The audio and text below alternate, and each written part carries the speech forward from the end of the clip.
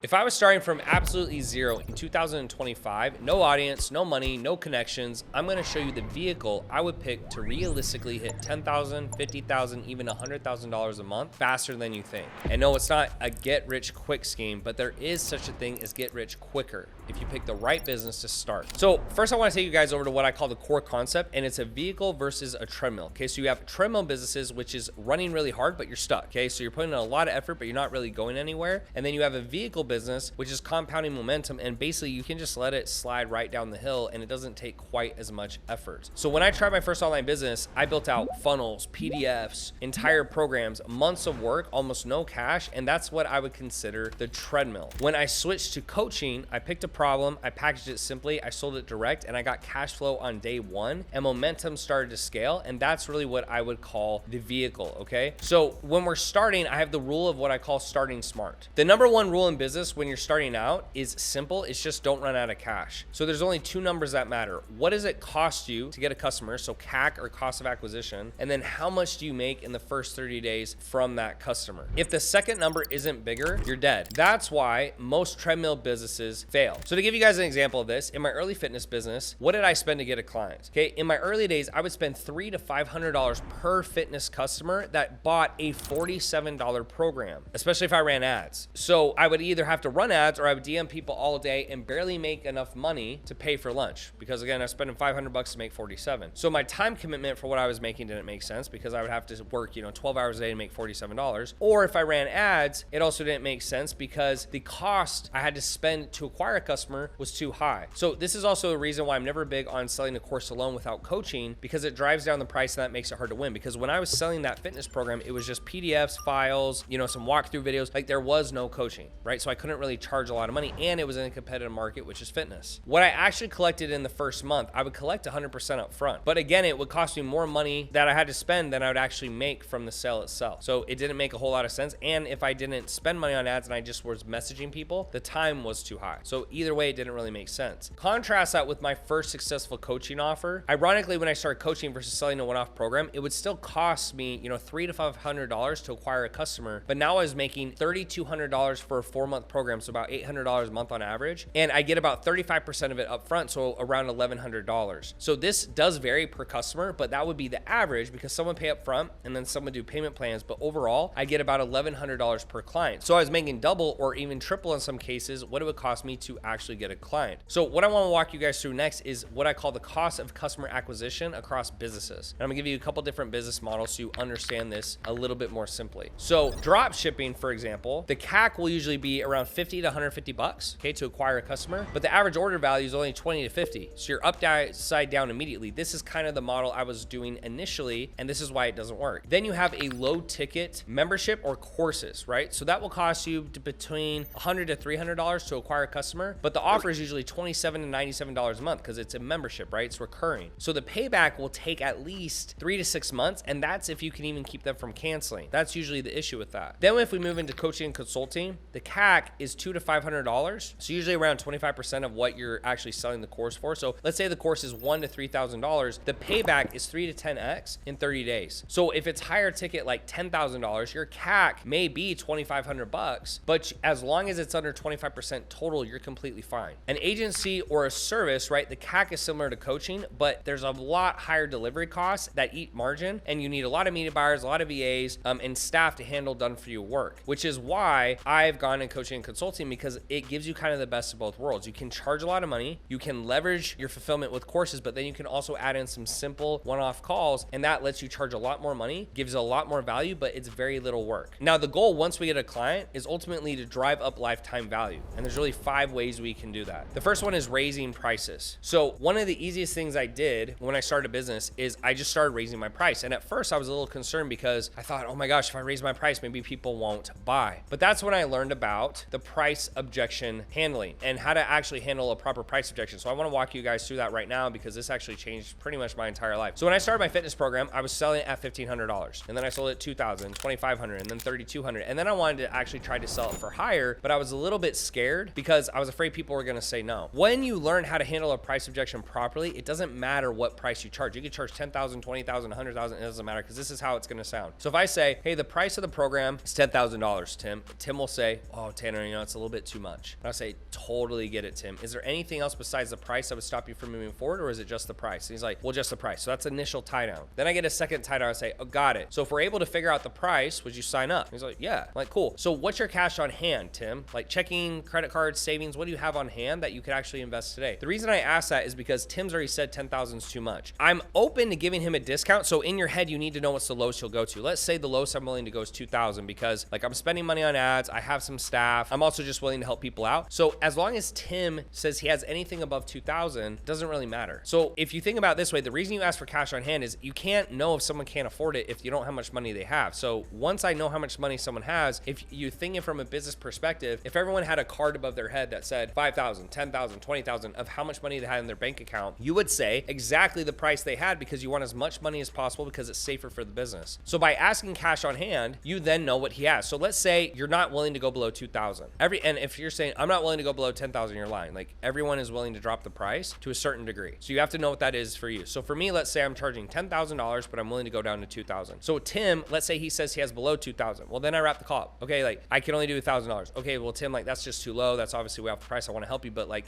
is there any way you could come up with money? Do you have a friend? Do you get a loan? Use your credit card? No, I can't do anything. Okay, Tim, God bless you. Good luck. Wrap up. If Tim says anything above 2,000, here's what you're gonna say. So Tim, typically the price of the program is 10K, right? I don't think there's a realistic option for you to do because you just said you didn't have it. You only have 2,000. So I'm down to work something out for you that's customized. But before I do, I just want to make sure you can move forward today. Why do I say that? Because as soon as he commits that he's going to move forward when I give him a discount, then I'll give the discount. Do not give a discount before he commits, because if you do, guess what they're going to say? Oh, that sounds great. Thank you so much. Let me think about it. It's like, no. Like if I'm giving you a discount, you move forward right now. If not, just come back and pay full price. Okay. So that is a fair deal. That's what we're looking for in sales, is a fair deal. So then I say, look, so Tim, I don't think you should spend all of it, but I do think you should do something. So I'll tell you what, you said you have 2,000, go ahead and put 1,000 down today. And then let's do 2 payments of 500. We'll call it a deal. You come in, you work hard. You don't tell the other clients you got a little bit of a discount, a little bit of help. We'll call it a fair enough trade. Sound fair enough? And then you can close off that. So going back to what I was just talking about earlier, that changed everything for me in business, because when you drive up the price, it doesn't matter. People worry about this so much, like, oh, if I raise the price, it's, I could lose clients. If you do exactly what I just told you to do, you don't lose clients. Okay. That's going to be the easiest one to do. The next one is upsells. So for us in my company, I started realizing, hey, when people come in, they want ads done for them. They want copy done for them. They want more access to me. They want technical stuff done, not just me telling them, but us doing it for them. So then we would start upselling people, right? We upsell them to these other services when I had the team in place to do it, right? Depends how big your team is or how much work you want to do, but you can upsell stuff. Then we would do cross sells, right? So something different. So someone comes in for business help, but then we say, hey, like, what if we do editing services for you? What if we help you grow your YouTube? Like, you give them something similar, but it's a little bit different, a cross sell. You can also do continuity. So after a client will pay a lot up front, let's say I get a client for 10,000 or 50,000, like a big number, then what you can do is, hey, as long as you stay a client, moving forward, I'll give you a smaller continuity package. But if you leave, you have to come back and pay full price. So what you could do is, let's say you charge 16,000 for 4 months. You can then say, hey, I'll charge you $2,000 a month going forward. But if you leave, then you come back, it's $4,000 a month like it was prior, because it's 16,000 for 4 months, 4,000 a month, 2,000 a month will be a big discount, right? So that's how you can create continuity. And then finally, retention is like just giving a good service. Like some of the best clients I have, they've paid me 3 or 4 times in a row, $50,000+. Well, the reason they're doing that is because they're getting value, right? If they're getting value and you have good retention with community or calls, or you have a lot of accountability and you help with some done for you services, these clients will stay around. Okay. So outside of raising the price, the best and easiest thing you can do is add in an upsell where you give the client more of what they already got. So I'll give you guys an example. My company, Elite Sales, we sell a basic consulting package, right? Where we show people how to sell, market, run ads,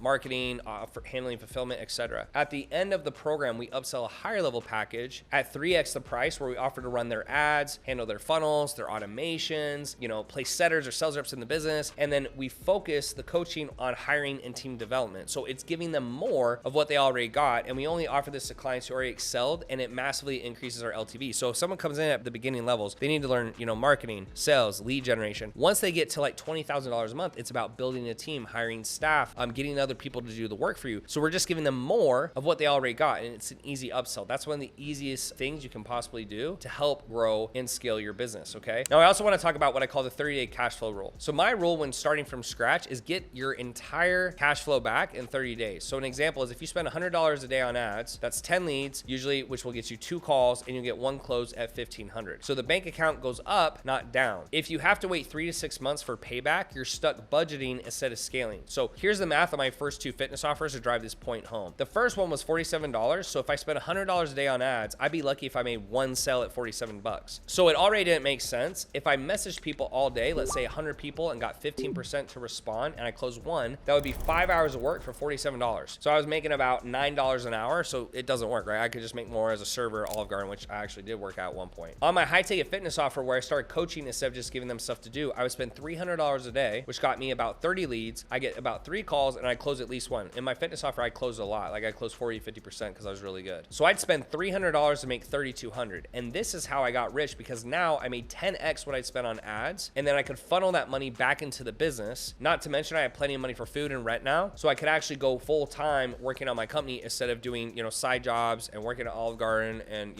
like living at my parents' house and all this other stuff, okay? So if I had to give you guys a step-by-step plan, if you started today, here's exactly how I'd rebuild in 2025. First thing I do is I pick a problem that pays. So you need to be 1 step ahead of the market. This is going to be in the health, wealth, and relationship niche. Start with something you're good at or passionate about. If you're the type of person who says, I'm not good at anything, which is a bunch of bullshit. But if you're that type of person, you can learn a skill on udemy.com for under $100. Like literally, you can go on udemy.com, type in anything. They have courses on everything you can think of. They also have ratings, so you can see how good the course is. Or you can go to alison.com, which is alison.com for free. So there's no excuse. Like you can definitely learn a skill that helps people in one of those 3 areas. Then you're gonna package it simply. So you can literally charge $500 to $2,000 for a starter offer. Deliver it ugly but effective. Okay, so this could be via Looms, this can be Zoom calls, this can be an Excel sheet, this could be a PDF. It could just be texting. Just get the job done. Like if you think about it, if someone's paying you to get them in shape, they're not paying you for a bunch of pretty bullshit. They're paying you to get the result. So just make it work, and then you can make it prettier later. Number 3 is then front load cash. So try to get as many customers to pay upfront as possible so you can reinvest that cash back into the company and marketing. You want to collect at least 25% upfront, but 50% would be even better. So if you're selling a $3,200 program for 4 months, it's technically $800 a month. But the more you get upfront, the more you can put into ads, the more you can put into your team, the more you can put into scaling. Like you want to get the cash back as fast as humanly possible, right? Don't just let everyone get on a payment plan. Try to get paid in fulls. If they can't do it, you can always drop to a payment plan. And then number 4 is post daily content or send daily messages, right? So you can do reels, shorts, TikToks with clear CTAs, but I'll be quite honest, this may work for a few, but most of you will have to grind, right? Like you don't have a big following. So when you post something, you only get a couple likes, you only get a couple views. Like that's not going to really help you. Instead, I'd have an outreach strategy. This is what I did in the beginning. So literally just do 100 DMs a day, 20 an hour. That's 5 hours of work. You get 15 to 30% of those people who reply. Okay. It depends on warm or cold traffic. 15% is cold traffic. So strangers. Warm traffic would be your followers. Book 10% of those leads or conversations into sales calls, and then you close 10% of those. Okay. Then number 5 is you take the cash and reinvest it into ads. Okay. So with ads, what we want to look for is what I call the law of 10. So if you spend $1,000, 10% of that is 100 leads. Out of 100 leads, you get 10 calls. Out of 10 calls, you get 1 close. The law of 10, it's 10% every single time. Okay. And then last, you want to track the ratio. So 30-day cash versus cost of acquisition. If I'm above a 3x, I scale. Okay. You want to shoot for at least 4x, but even above 3x, you're good. So the scenario should be, if I spend $1,000, I want to collect at least $2,000 on a $4,000 total in sales, right? So you want to collect 50% of your sales up front if you can. And then if you're scaling, you want to be at least above a 3x. So if I spend $1,000, I made at least $3,000 in sales. If I spend $5,000, I make at least $15,000 in sales, so on and so forth, okay? From here, this is where most of you might start throwing in excuses. You need to kill the excuses. So if you don't have an audience, you just start with 1 client. You just follow the DM method. You need to understand that you're broke, so you can't have an ego. You just have to make it happen. The numbers to follow, as I've said multiple times, 100 DMs, 20 per hour, 15% reply, book 2 calls, close 1. If you aren't willing to do more reps, if you're not good at it, just stay poor. Like you may not be good, so you have to do more, right? So if you're not very good at messaging, you're kind of awkward, you say weird things, just be willing to do more, right? It's going to take you a little bit more effort. That's totally fine, but this is to get your business off the ground. So this is the hardest it's going to be, and that's completely normal. Another objection I get is people will say they have no skills. Like you only have to be 1 step ahead of your buyer. So I actually built a really successful fitness company, became a millionaire doing that. I then had a lot of personal trainers asking me for help, and I didn't even have anything built, and I wasn't even sure like if I should start consulting on that, but I only had to be 1 step ahead. So if they were starting at 0, I just had to be at step 1. If they were at step 1, I just had to be at step 2. So even as I kept building my companies, I learned more things that I could teach them. I didn't have to know everything right off the bat, okay? Another objection is, hey, I'm shy on camera. Like just use screen share or voiceover. Like you don't even need to film yourself, but to be quite honest, you just need to get over that too, right? If the worst thing you have to do to become a millionaire is be on camera, like I can think of a lot worse things. things. Another one is, what if no one buys? Okay, so if you suck at sales and messaging, you have to be willing to put in the reps to get good. Like, it's like with guys say they're all good with women. You're not, right? Like, if you can't get girls, like, it's because you're not good at getting girls. Like, you have to put in a lot of reps, which means you're gonna have to talk to a lot of girls, get a lot of no's, say a lot of weird things until you get more confidence. It's the same thing in business, right? If no one's buying, it means you're not good at sales, you're not good at messaging, and you just have to put in more reps until you get good. If you're not very good and you're below average, you have to do more than other people. That's okay. The reason this will win in 2025 is with AI short form and automation, it makes it cheaper and faster than ever before to start lean, but only if you pick the vehicle and not the treadmill, right? And that's what I've tried to show you guys in this video, is picking the proper vehicle. So if I had to start from scratch in 2025, I find a problem that pays, I'd package it quickly, collect cash flow in 30 days, and then scale from there. And that's how you start a business today and actually can stay in the game. I hope you guys enjoy this, and I'll see you in the next video.